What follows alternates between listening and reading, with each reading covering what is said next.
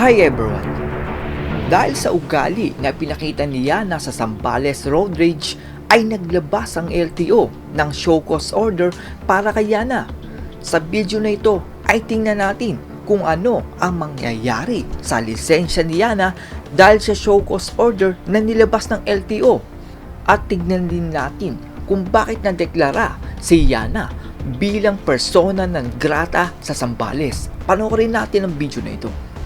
Ayon sa show cause order na galing sa LTO ito ay tumutukoy sa patuloy na investigasyon ng opisina sa isang viral video na kumakalat sa social media platform. Inilarawan ng video na ito ang isang alitan na nangyari sa pagitan ni Yana at ng driver ng isang Nissan Navara.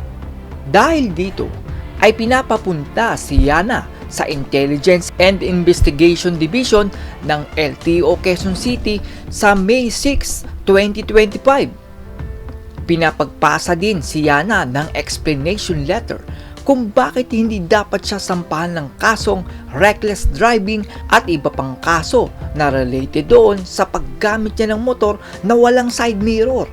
Hinihingan din si Yana ng explanation kung bakit hindi siya dapat tanggalan ng lisensya dahil sa pagiging hindi tamang tao na magpapatakbo ng sasakyang di motor. Dagdag pa ng LTO ay ang driver license ni Yana ay suspendido sa loob ng 90 days at ilalagay sa alarma.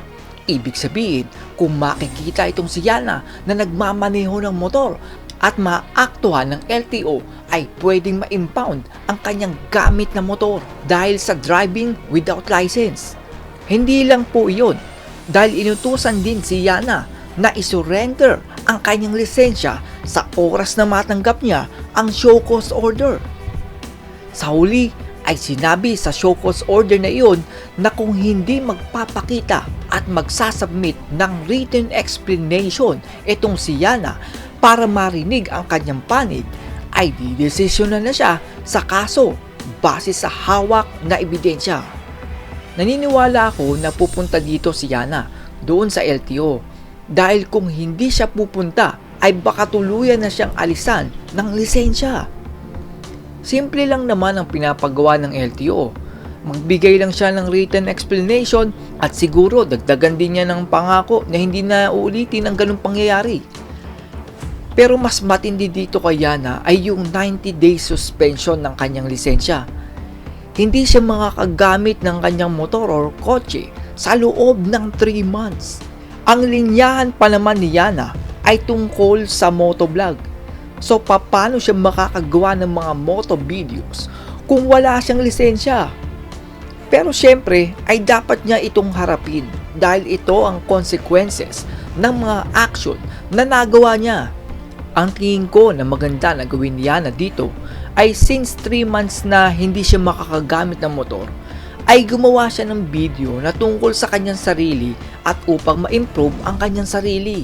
Since trending ang pangalan na Yana ngayon ay mapabasher o followers yan, ay panonoorin kanila.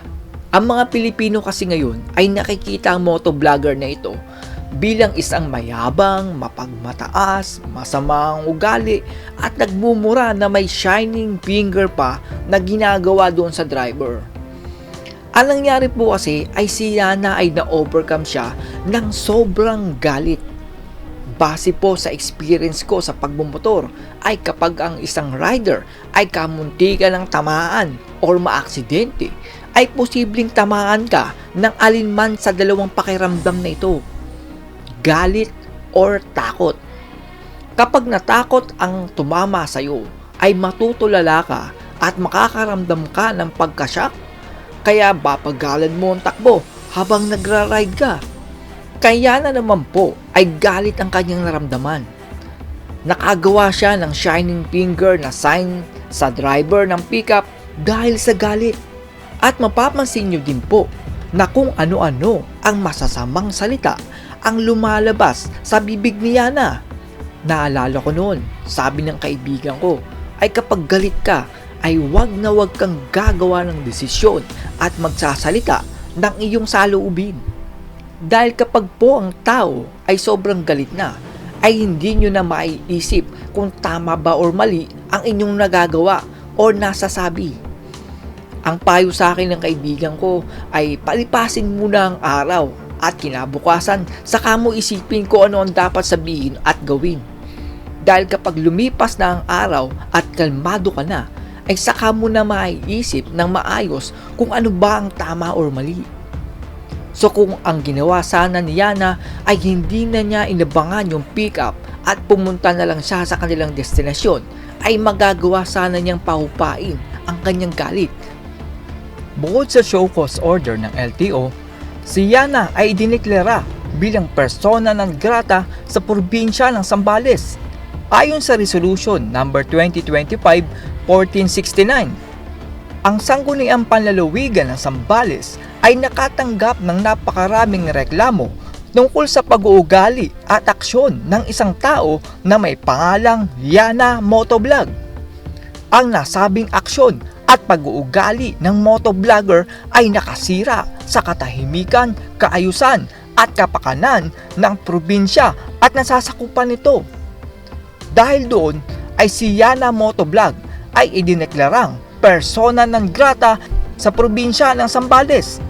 At si Yana Motovlog ay pinagbabawalang pumasok sa probinsya ng Zambales maliban na lang sa lehitimong kadahilanan.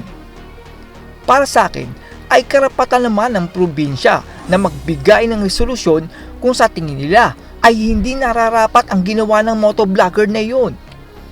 Tingin ko ay isa itong aral para sa ating lahat na kung sakaling magpupunta tayo o dumadayo tayo sa malalayong lugar ay panatilihin natin ang pagpapasensya at paggalang sa mga taong nakatira sa lugar na yun.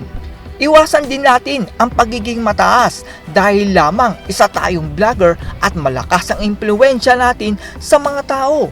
Tingin ko kasi dito ay ine-expect ng motovlogger na ito na dahil marami siyang followers ay ipagtatanggol siya at susuportahan ang video na kanyang in-upload. Pero sa napansin ko ay parang nagamit ng motovlogger na ito ang bashing sa kanya upang mas makilala pa siya ng mga tao. Kahit na sabihin natin na mali at bad publicity ang nangyari, ay bad publicity is still publicity. Napansin ko na mas lalong dumami ang followers nitong si Yana Motovlog. Mukhang yung mga taong hindi nakakakilala sa kanya ay nakilala siya dahil sa video na kanyang ipinakalat. Mukhang hinihintay talaga ng vlogger nito ang isang pagkakataon kung saan ay magagawa niyang ipakilala ang kanyang sarili sa paraan kung saan magagalit ang nakararami. That's all everyone. Salamat sa inyong panonood. This is Chuck and you're watching Biker Drone.